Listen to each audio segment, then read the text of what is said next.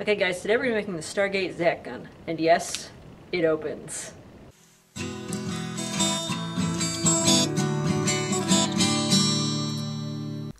So you want to start by cutting 3 sticks that have a slight curve in them. Like most of my props, I made this too big, but then you want 2 hinges, and to make the hinges so that they'll stay stiff when you open them, you either want to take a pair of pliers and damage the hinges, or put some glue in the hinges, which is what I did, but it only works a few times before it has to be reapplied. So what I ended up doing later on, this is what the finished Zat gun looks like, but I ended up taking a little bead, and it just slides in and out there in the corner. And so that'll hold it open when you want the Zat gun open, but we'll get to that in a little bit. First, back to the sticks. You want to take your hinges and take a driver drill or a screwdriver and screw 2 of those on, one at each of the opening hinges there, so you can allow your Zat gun to open. And then take some 2 or 3 millimeter craft foam, and you just want to glue that on one piece around each of your sticks. You can use any color you want here. I just was using up scrap pieces, which is why the center one is black and the outside 2 are white. It's like a reverse Oreo cookie.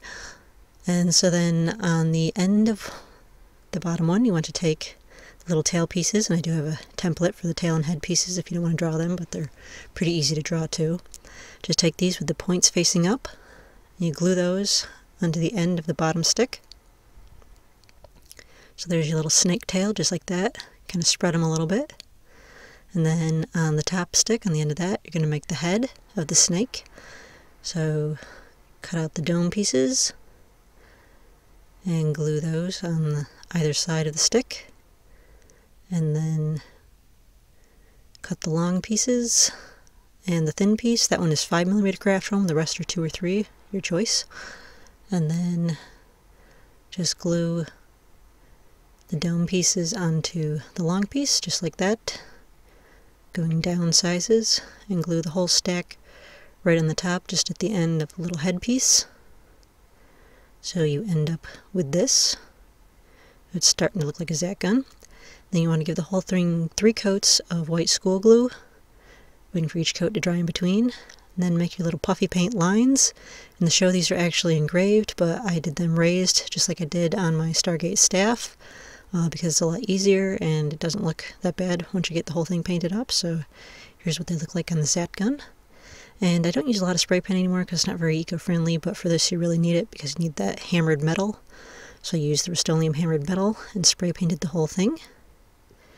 And then once that is dry, you end up with all your cool little puffy paint details just like that. And so then paint the tail metallics purple. And so there's that, and this is what the entire Zat gun looks like in close-up. And once I get to the top here, then we shall try it out and see if it works. Now how does this